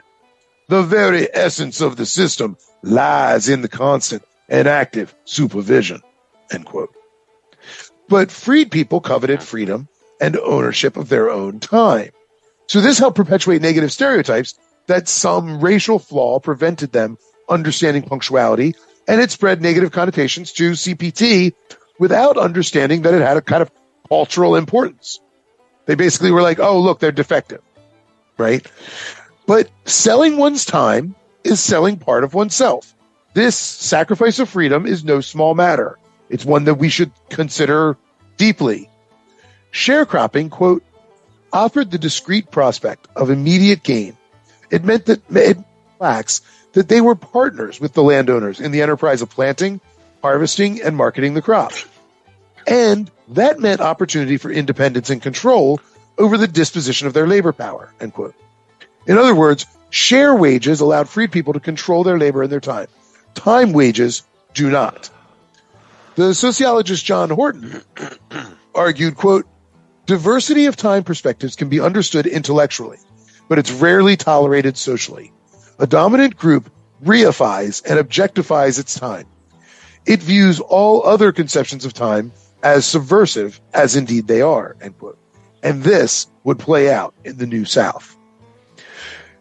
Freed people negotiated their conceptions of time actually from a position of power. One observer in Louisiana in 1863 wrote, quote, in every contest between the master and his freedmen, the latter, meaning the freedmen, invariably win the day. They have a mine of strategy to which the planter sooner or later yields, end quote. Withholding labor was the most common protest. South Carolina planter J.G. McKim wrote about timing his workers' labor, which was resisted frequently. Of one former slave, he wrote, quote, he paid no regard to his contract and told me repeatedly he did not care a damn for it, would not work, was insolent, would leave work, and visit the adjoining plantation during work hours. Why, he'd tell me he was free now, and would go when he pleased, and return when he pleased, end quote. Others, I could see that. Others complained, quote, our experience shows the same amount of labor cannot be obtained under a free as under a compulsory system of labor, end quote. Planters eventually surrendered their own predilection for squeezing the very most out of labor time. They had to employ freed people on their own terms. But years of clock time indoctrination had made an impact. Freed people had accepted the master's terms and only resisted within the framework. Just like English factory workers a few generations earlier, who had resisted managers' ownership of time so severely that they formed clock and watch societies where a single watch would be shared by up to 20 people for 20 weeks, a practice that they wrote in an open letter as a recommendation to Americans in 1829. E.P. Thompson explained, quote, they had accepted the categories of their employers and learned to fight back within them. They had learned their lesson that time is money, only too well, end quote. Once freed people accepted the logic of timed labor, they too joined an international proletariat. They understood the nature of time and its relationship to money. They knew its tyranny, and they understood all too well that the fight over its ownership would be the battleground of class relations. Though slave owners had been dying as a political class, as an economic class, they had drifted so far to the capitalist sort of utilization of clock time that they'd honestly already become 19th century moderns. They were already capitalists. So I want to turn back to Edgar Allan Poe. In many of his stories, as we've seen a few of them, mechanical time and the literal figure of the clock or watch are like characters bringing misfortune or doom in his stories. From The Mask of Red Death, which sees Prince Prospero dying prostrate before an ebony clock, its shadow falling over him like the raven's shadow fell over the narrator in Poe's more famous work, which you might know, to Psyche Zenobia's decapitation in A Predicament, to the bafflement of the people in Wonder what time it is in The Devil in the Belfry. Slavish devotion to mechanical time, thus man's hubris imagining his control over nature, results in devastating losses of freedom. But there is one Poe story in which a character rejects the tyranny of the clock. He rejects the mechanistic delineation of life, and the result is worth our examination. In his story, A Descent into the Maelstrom, Poe's narrator is an old, illiterate fisherman whose watch marks the regular appearance of a deadly maelstrom, this whirlpool, that emerges at the center of a ring of 12 islands. So he's doing that clock thing again, you know? Right? He uses this symbolism cool. and, like, you know, he's expecting his reader to pick up on it. So there's maelstrom in the middle of the clock, right? Okay. Timing the whirlpool mechanistically led the fisherman to believe in the predictability, the domestication of nature. But when his mechanical watch failed, his reliance on mechanistic living proves potentially deadly when the Strom encircles his boat. Staring into the unbridled power of nature, awed by its uncontrollability, the fisherman does what others could not. He abandons mechanistically ordered life, and he embraces the sublime. He says, quote, "It may look like boasting, but what I tell you is truth. I began to reflect how magnificent a thing it was to die in such a manner, and how foolish it was in me to think of so paltry a consideration as my own individual life in view of so wonderful a manifestation of God's power. I do believe I blushed with shame when this idea crossed my mind," end quote. Absolutely. He's looking into the kind of heart of this whirlpool, and he thinks, when he looks at it, he sees the sublime. He sees the power of nature, the uncontrollable nature, something beyond our comprehension. Beast.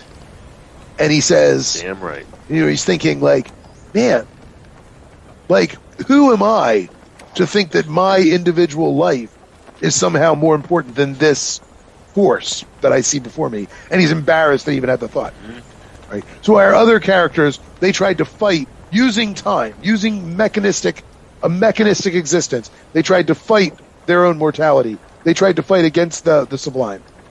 Okay. All right, so Correct. there. So sorry. There, within the walls of the Strom, he loses track of time and space. The moonlight shines through, forming a rainbow in the mist that shielded his vision. Quote, "A magnificent rainbow, like a bridge which Muslims say is the only pathway between time and eternity," end quote. Freed from, That's right. The rainbow represents God. Is that what that means? So he's not really from? necessarily, he's saying the Muslims say that, so sort of. Okay. But yeah, he's saying that, you know, this rainbow looks like a bridge outside of a mechanistic existence. Freed from slavish devotion to a mechanistic life, the fisherman becomes creatively free, and he throws himself into the Strom, lashed to a water cask, and he survives the whirlpool. He survives by embracing the chaos of nature, by living in the world, not trying to control it. For Poe, freedom comes, or for the fisherman rather, freedom comes when he willingly embraces the sublimity of death. He gazes into the horror of unpredictability and submits fully to its whims. And for this, he lives to tell the tale. Now, truly emancipated from mechanistic living. When he tells other fishermen the tale, they do not believe him. They all remain captured by the clock, slaves to the pernicious tyranny of time and the ordered mechanistic life. So that's the end of our story, but I want to put a bow on it. Little bow. Oh, Little bow. Tie it up. Tie it up, Brian. Tie that bow up, Brian. At noon, exactly noon, on November 18th, 1883, Standard Time was imposed on the United States. What's that mean? Not by government. Standard Time, you know, Eastern Standard Time. Like Eastern Standard, Central Standard, Pacific. So, Standard Time was imposed on the United States, not by government, but by the General Time Convention, a trade association representing railroad interests. Mm-hmm. Nearly every American railroad implemented the new time according to newly designated time zones at noon, Eastern Standard Time. It became known as the day with 2 noons. Because, a lot of places had to adjust their clock. So it was noon, but then they turned it back 8 minutes to become noon. Yeah. Sure. Now, let me ask you a question. I thought that was because of the freaking sun. Like the sun rises here, so it's earlier, and then it doesn't rise in the middle of the country until an hour later. So that's Central Time, and then it doesn't rise until in the West until 3 hours later. So right, but Pacific the time. sun moves like this across the sky. It doesn't move like this. So, sure, when it's noon in Jacksonville, Florida, when it is straight in the sky at Jacksonville, Florida, the sun is not straight in the sky in Tallahassee, Florida, all the way across the end of the Panhandle, 7-8 hours away. No, but what I'm saying is, like, say the sun rises here at 6:30 a.m. Right? The sun will rise in California at 6:30 a.m. However, it'll be 9:30 a.m. here, so it'll be. Let's 3 say hours it like later. this: when the sun rises in Ocean City, Maryland, the sun is not yet rising where you live. Correct. But the time is the same in both places now because of standard time. Correct. Of standard time. Because I'm going to tell you. I'm going to tell you. Okay, I got you. Go this ahead. is this was a human invention. This is not any natural thing. Okay. All right. People, when they traveled around, used to have to set their clocks to the local time wherever they went. And that meant, like, if you went from Savannah to Atlanta, you adjusted your watch. Oh, geez, what a pain in the ass. I mean, you have to do that now if you go from Savannah to just a little bit past Atlanta to the Central Time Zone. Do the same thing. That's a little ways past Atlanta. That's a long What, to hike. the Central? Yeah. After the Transcontinental Railroad was completed in 1869, railroads and railroading steadily moved the country toward the idea of standard time. The idea was first conceived by a South Carolina Canal and Railroad Company engineer in 1834. From 1840 to the 1870s, various New England railroads introduced their own standard times. Ignoring geopolitical divisions and all local time conventions, the General Time Convention divided the country at every 15 degrees longitude, 1 hour. Symbolically, the east-west orientation of time zones represented the temporal destruction of the north-south sectionalism that had existed since the beginning of the country. We were reorienting the country east-west instead of north-south. The clock reigned supreme. William F. Allen, former president of Camden and Amboy Railroad, secretary of the General Time Convention, and perhaps the man most responsible for the temporal coup that was happening, stood atop the Western Union Building in New York City on that fateful day in November. He wrote, quote, "Standing on the roof of that building, I heard the bells of St. Paul's strike on the old time. 4 minutes later, obedient to the electrical signal from the Naval Observatory, the time ball made its rapid descent. The chimes of Old Trinity rang 12 measured strokes, and local time was abandoned, probably forever." So you see what's going on there? He's standing on top of this building, and he hears at noon the bells ring at St. Paul's because it's noon, local time. But because of the standard time, they had to make a 4-minute adjustment. And so 4 minutes later, it was noon according to standard time. And then the chimes rang again, signifying that it's noon. Do you understand? They had to adjust. Okay. I do. In New York, Okay. anyone who wanted to keep the new time had to stop the timepieces for 4 minutes. In Washington, D.C., they had to move their clocks ahead 8 minutes. Chicagoans slowed theirs down by 9 minutes.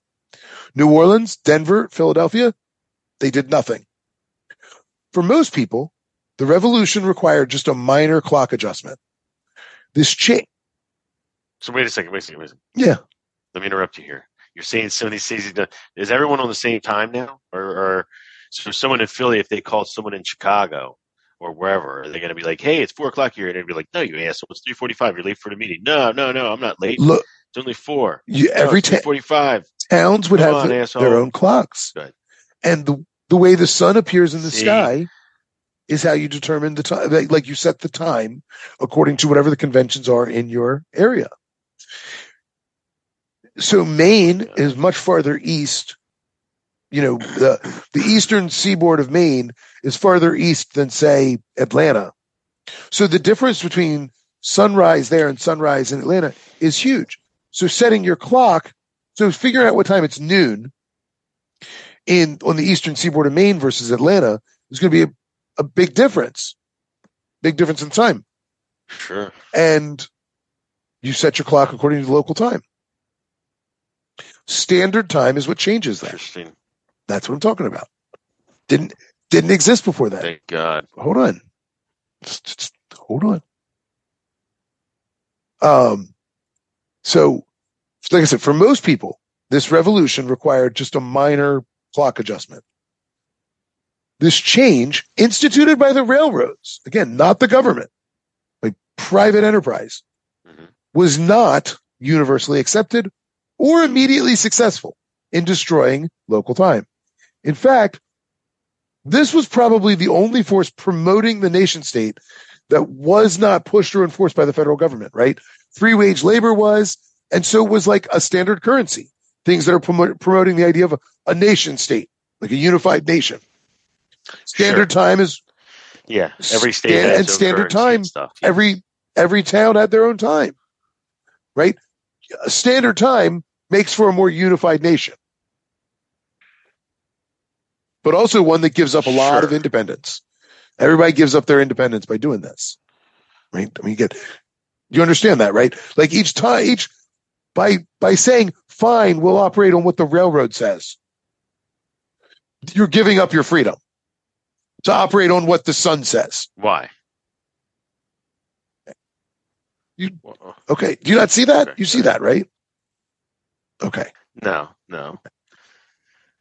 I mean, it's in my mind, time is time. The 24 hours is 24 hours.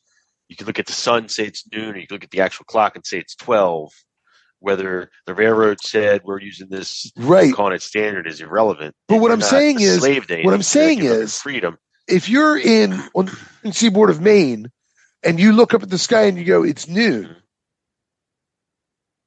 Mm-hmm. The sun is not straight up in the sky if you were like on the western edge of Maine. Sure. It's not yet noon on the western edge of Maine. It's several minutes earlier. It's not. You're right. But none of this matters until there's actual phones. There's phones. Stuff. There's phones. Transactions. There's telegraphs. All of these things exist. So, like business, there's business transacted. It's all being done. There's ticker tapes in Wall Street. Well, then that's why they need to standardize this shit, because it's probably causing havoc. Imagine today on Zoom, like I get on a Zoom and I'm shooting email outlooks out to meet someone, and it's like, holy crap, what time is it there? But you're assuming that this is the way the whole world operates, and it doesn't, is what I'm saying. People have different ways of approaching time. You're thinking that this is what I said a minute ago, that a society cannot have two different visions of time.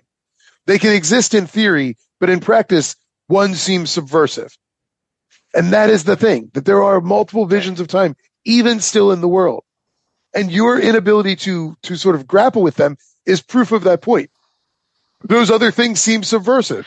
I feel like it's an assumption. You're making an assumption about the superiority of your system because you like the way you do things. But people figure it like there's other ways. It doesn't matter. I'm not even talking about the other ways. I just want to get to the standard time story. You're killing me. Like I feel like I'm breaking your brain. Put a bow on it, baby. But anyway, free wage labor was certainly pushed by the federal government, and so was standard currency, like as unifying systems nationwide. Sure.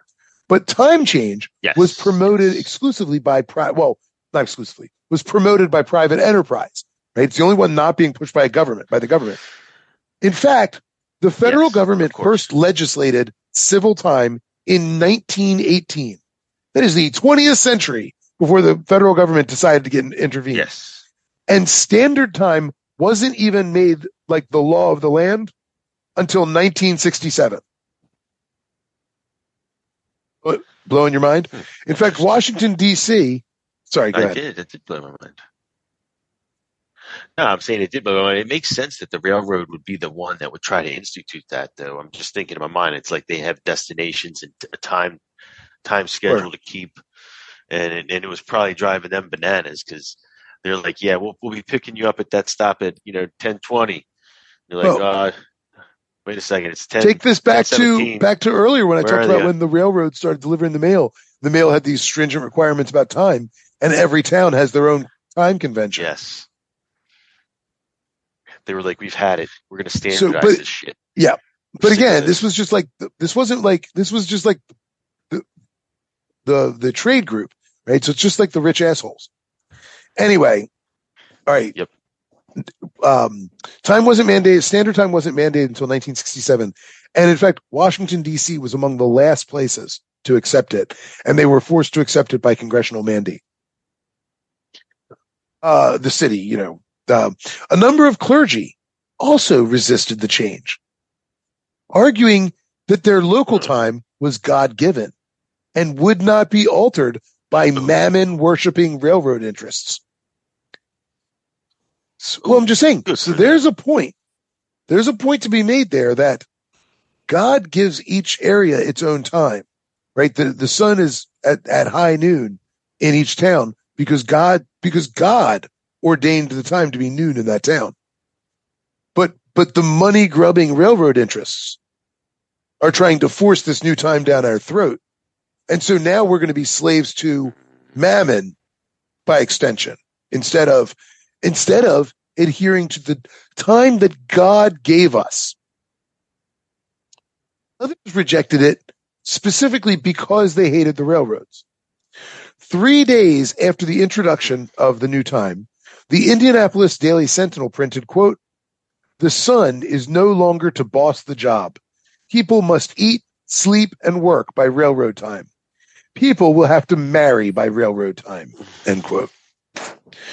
And even though cities like Chicago, New York, and Philadelphia accepted the new time pretty much with ease, there was actually really strong pushback, especially among working people. In places like Boston, Savannah, citizens in Bangor, Maine, Detroit, and throughout Ohio refused to accept the new time. In the Eastern time zone, the discrepancy between local and standard time could be as much as 32 to 38 minutes. In the Central time zone, it ranged from 45 to 66 minutes at the edges. Yeah, change is hard. Change is difficult. You're going to always get that kind of opposition. And to be honest with you, looking back, it was the right call. But back then, because you don't know you don't know any different.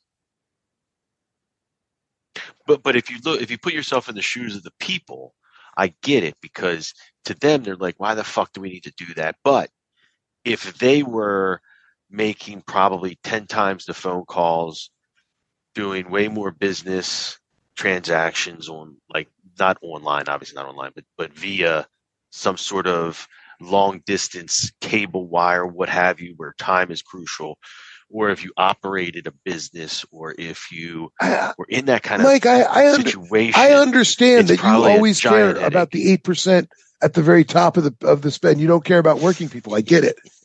But imagine this. imagine this dystopian hellscape. Working people working for wages, have to, instead of relying on the sun to naturally wake them up as it rises, they have to get up while it's still dark outside, and they have to somehow get themselves ready in the dark and drive themselves or walk themselves or bus themselves to work in the dark, because they're now forced to operate on this standard time instead of operating on the natural time that allowed them to get a proper night's sleep, to get proper rest. Go to bed a little earlier. Listen, it's good for you to get up at like 4 a.m. You get way more accomplished right by 9 a.m. And then, You're halfway done the day. I know. I know you love all that. I'm work. just like, yeah, human beings have existed for 150,000 years. They've been getting up at 4 a.m. with an alarm for 100. I'm sure the 100 is right. I'm sure the survival of the species for 150,000 years, they didn't know what they were doing. Back to the story. Back to the story. In Augusta, Georgia, one city official complained, quote, "The only people that won't stand at time are the railroads. The city doesn't want it. The laboring people don't want it. 9/10 of the population of the city are opposed to it. As for the ladies, why, they have always been opposed to it." End quote. Between 1883 and 1915, Standard Time came before Supreme Courts of various states 15 times. Several of them ruled in favor of local time against Standard Time. Such decisions rested on the twin pillars of freedom. So that was the argument. The Supreme Court, when Supreme Courts upheld local time, they said it was about people's freedom. You couldn't impose on their freedom, or you couldn't, stomp on their freedom. And that natural time was, natural. It was by implication given by God or the mystical cosmos or something that humans had no authority over, something natural that we didn't control. And therefore we couldn't control it because it was a natural law of the world. Mm-hmm. It is wild to imagine that less than 20 years after the Civil War, Savannah, Augusta, Bangor, Maine, Boston, and Detroit would find themselves on the same side of a sectional conflict against New Orleans, New York, Atlanta, and Chicago. Right? Like just 20 years after the Civil War, you got like Augusta, Georgia, and Detroit, Michigan on the same side against New Orleans, Atlanta, and Chicago and New York. You know what I mean? But this sectional conflict, of course, didn't result in any sort of open warfare. Partly due, I suspect, you'll like this, because there were more than a few people, like a man in Columbia, South Carolina, 12 days after the introduction of Standard Time, who, quote, stopped yesterday on Main Street and set his watch by a wooden sign. And set his watch by a wooden sign clock that hung in front of a jeweler's store. He had heard of the new time and he wanted to get the latest. End quote. Really? That is funny. Did you not understand this quote? Listen to this again. I'm going to read it again. I want you to think about what this man is saying. This is funny. All right, listen. I'm listening. I think the reason that Take two. That this conflict didn't result in war was because I think there were more than just a few people, like a man who went to Columbia, South Carolina, 12 days after the introduction of Standard Time, who, quote, stopped yesterday on Main Street and set his watch by a wooden sign clock that hung in front of the jeweler's store. He had heard of the new time and he wanted to get the latest. End quote. Boy, man, that's funny. Dude was like, "Hey, I heard there's a new time. I wanted to get me some." And so he said, "Oh my God, yeah." And I think that's basically I think a lot of people were just like that. "Hey, I heard there's a new time going around. Let me get some." Oh God, that's terrible. Yeah. So not everybody was smart. So and Mike, when go does ahead. Mr. Rolex get into town? Rolex been around by this point. So Mike, that's the story of how clock time came to dominate the South. Okay. So, there it is. That was the end. I liked it. That was the end. I liked it. I did. I liked it. It was interesting. It was actually it was very, very interesting because I didn't know about any of that shit. Obviously it kind of pieced it together and made perfect sense once we got into the story. But it was a great story. I loved it. I mean, the biggest thing I think with this is talking about it in the South where, by putting it in the South, because agriculture is so important. So obviously natural time is going to play a huge role in the South. Yes. Where, wage labor like clock time doesn't make as much sense in the South. So I thought it's a good place to center this story, so you can really see how things change. You can really see how kind of conflict emerges, because I think that like you've said a few times during the whole course of this, this is the way things are. It's what you're used to. And to think of time in a way different from the way that you have existed since birth is really challenging. It's a hard thing to do. I mean, I really am not, I'm not in any way trying to give you grief for having a hard time thinking of like you're like, oh, but how would you have meetings? Oh, how would you, I'm like, well, people had meetings before clocks. I mean, it didn't exist. That wasn't like the invention of the meeting. You know what I mean? People figured it out. But as, like, for example, as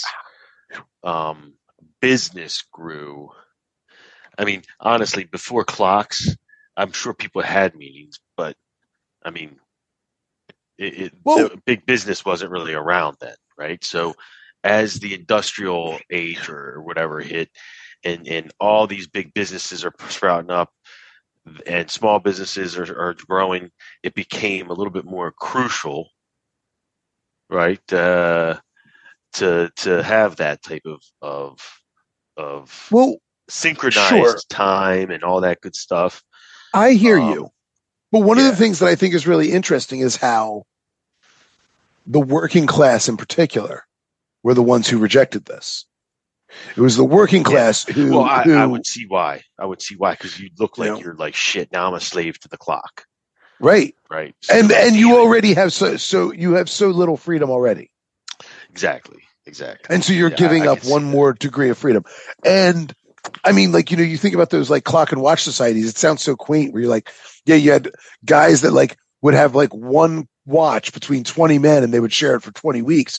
So like they would pass the watch around just so that they could hold accountable, the managers, that one guy would take it and hold the boss accountable, or the way that like working men would bound together in order to like petition for like some sort of public clock in the town square, because otherwise their bosses were the only ones that controlled time.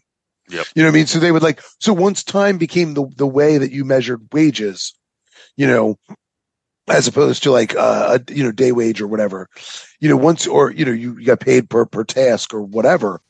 When you started being paid by the hour, then they were like, well, hey, I don't know what an hour is. Like I can't track that at the factory.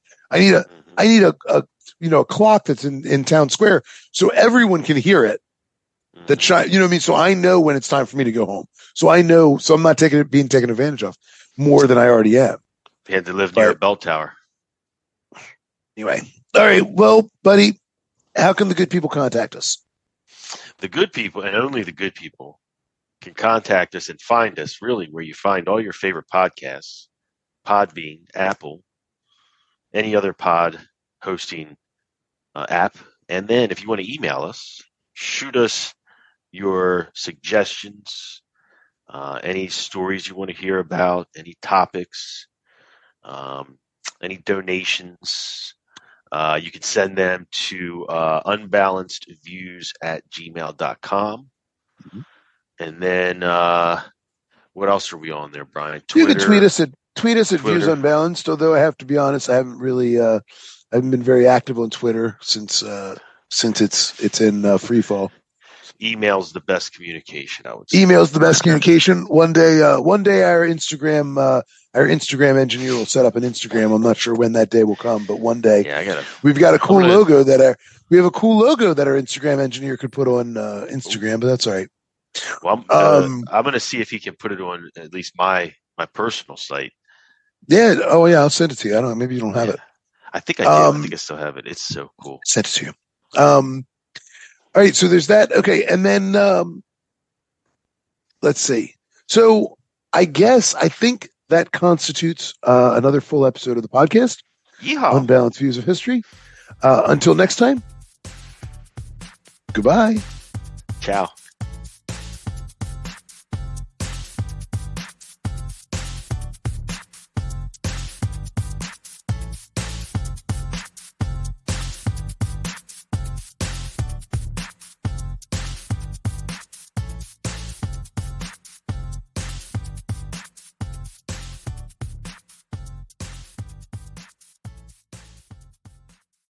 All right.